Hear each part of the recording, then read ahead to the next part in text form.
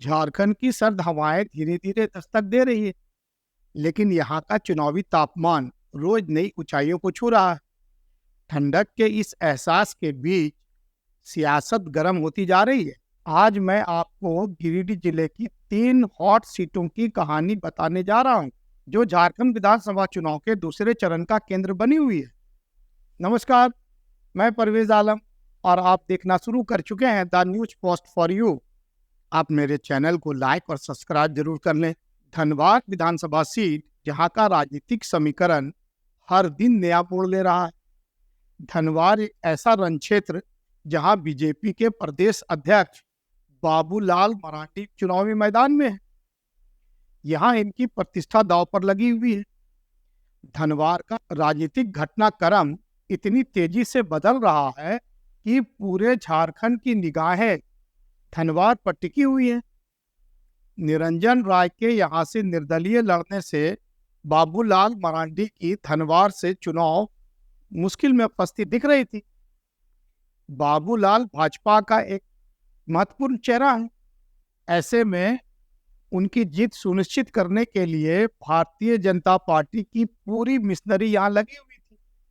भाजपा के सह प्रभारी हेमंता बिस्वा शर्मा और गोड्डा के भाजपा सांसद निशिकांत दुबे धनबाद को जीतने की व्यूह रचना करने में जुटे रहे थे और नाटकीय ढंग से निरंजन राय को गृह मंत्री अमित शाह के पास धनबाद के दोरंडा की रैली में हेलीकॉप्टर से लेकर पहुंचे और भाजपा में शामिल कराने में कामयाब हो गए।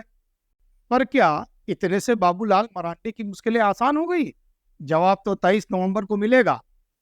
पर यहाँ दोस्तों आपको बता दें कि 2014 में यहाँ से बाबूलाल मरांडी चुनाव हार चुके हैं। सीपीआई एमएल के राजकुमार यादव ने ही उनको चुनाव हराया था। वही राजकुमार यादव एक बार फिर 2024 में बाबूलाल के लिए एक बड़ी चुनौती बनते नजर आ रहे हैं। जेएमएम से निजामुद्दीन अंसारी भी मैदान में है। निजामुद्दीन अंसारी भी यहाँ से विधायक रह चुके हैं।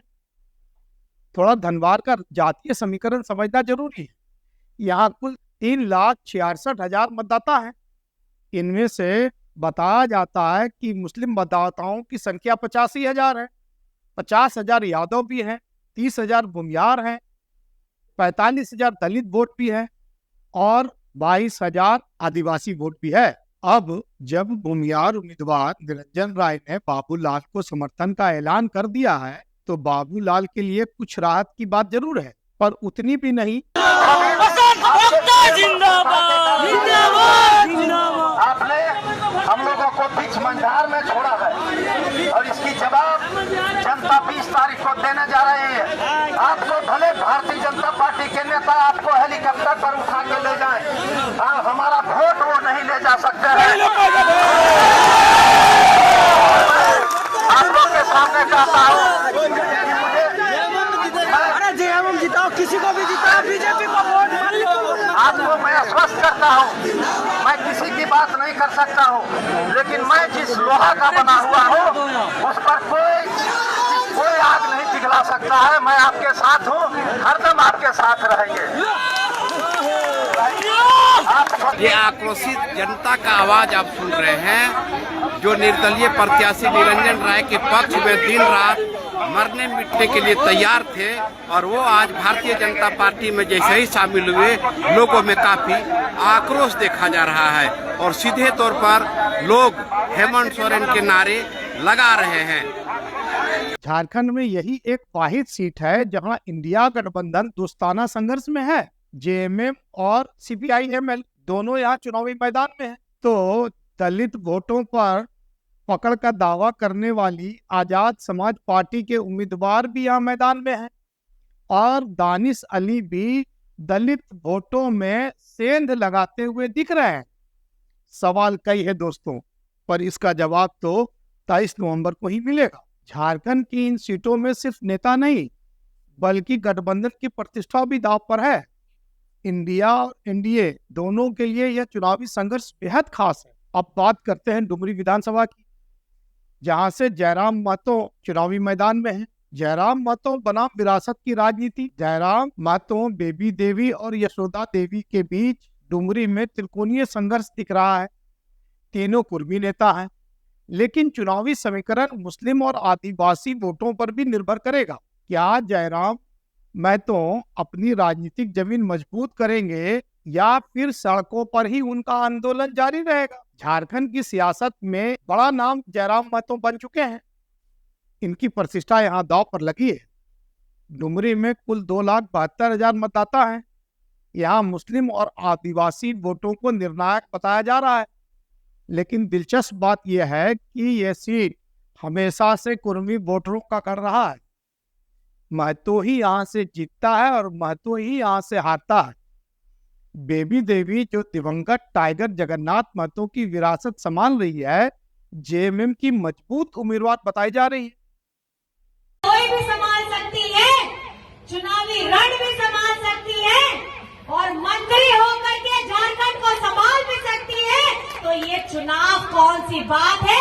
इस चुनाव में जीत हमारी आदरणीय बेबी देवी की होगी, ये आप लोगों को सुनिश्चित करना है। करिएगा कि नहीं करिएगा? वहीं जयराम महतो अपनी पार्टी जेएलकेएम के युवा समर्थकों के बल पर चुनावी मैदान में डटे हुए हैं और चुनौती पेश कर रहे हैं। तीसरा उम्मीदवार यशोदा देवी, जिसे एजेएसयू ने यहाँ उम्मीदवार बनाया है। पिछले चुनाव में इनका यहाँ मजबूत प्रदर्शन रहा था। बेबी देवी, जिन्हें जेएमएम और इंडिया गठबंधन का समर्थन है, मुस्लिम और आदिवासी वोटों पर मजबूत पकड़ बनाए हुए हैं। अब सवाल है, क्या जयराम महतो इन जातीय समीकरणों में पैठ बना पाएंगे? क्या टाइगर जगन्नाथ महतो की विरासत उनके परिवार के साथ खड़ी रहेगी? और सबसे बड़ी बात, क्या डुमरी सीट से कोई नई सियासी कहानी लिखी जाएगी? झारखंड के इन सीटों पर सिर्फ नेता नहीं, बल्कि गठबंधन की प्रतिष्ठा भी दांव पर है। इंडिया और एनडीए दोनों के लिए यह चुनावी संघर्ष बेहद खास है। सवाल कई है दोस्तों, लेकिन जवाब सिर्फ 23 नवंबर को मिलेगा। एक और सीट,